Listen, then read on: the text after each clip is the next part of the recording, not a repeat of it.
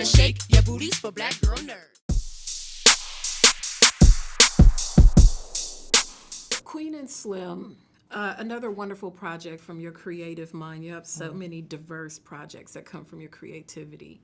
When people see a trailer, they draw their own conclusions about what a film is about. Sure. So what is Queen and Slim and what is not Queen and Slim?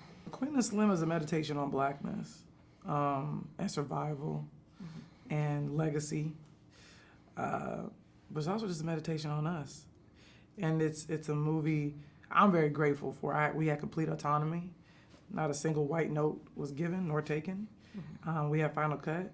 So I think it is hitting a little different. And I think it's because it is 100% pure. It is Melina and I just in our bag and just being vulnerable, being raw, being real, but most importantly, really being black.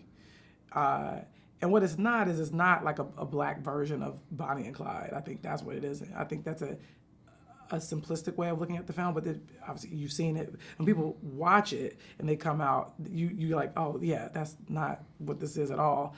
Yeah. It's really about us and how we walk through the world and how we're forced to go to war every day and be soldiers in a war that we didn't start. With our protagonists, Daniel and Jodie, they do a wonderful job there. They have so much chemistry in between them. When you look at those intimate moments and how they perform together, what are you thinking as you were watching them execute this language that you spent so much of your life poured into? I mean, their first chemistry read was like an out-of-body experience for me and Melina, I think. One, because we were nervous. We were like praying because we didn't know if it wasn't Jodie, we didn't know what we were going to do. So, but we had to have a chemistry read, obviously, before we made that final decision. So we were holding our breath, like, please, God, let this work. And then, obviously, when they first started talking in front of us, I mean, me and Melina kind of like looked at each other and were like, oh, man, this is the movie. And then we took a little Polaroid of them before Jodie left the audition. And we just like, it was my screensaver for like weeks. But being on set with them and working very closely, I mean, like me and Melina just like in the car and like in the back seat and like, it was so intimate. And I think that also comes through from everything from me saying, oh, maybe add a little more sauce on that line or take sauce off of that, or can they go faster here? It feels like he's being judgy when he says that. Like it was every take. Me and Melina are like, really, it's like playing a violin and trying to get every note just right.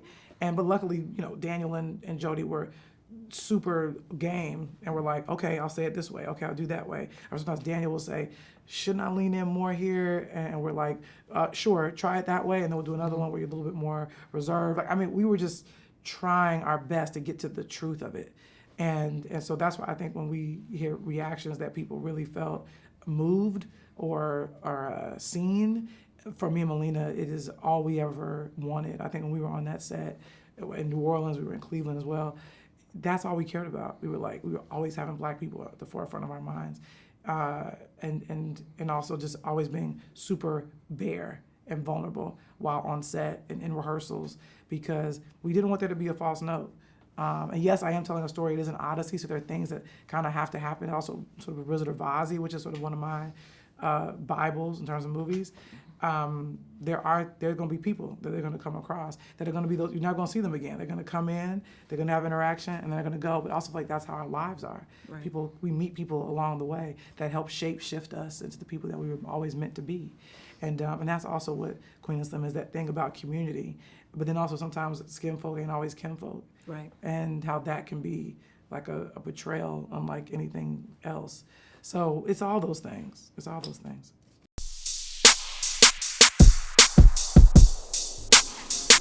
Better shake your booties for black girl nerds. Better shake your booties for black girl nerds.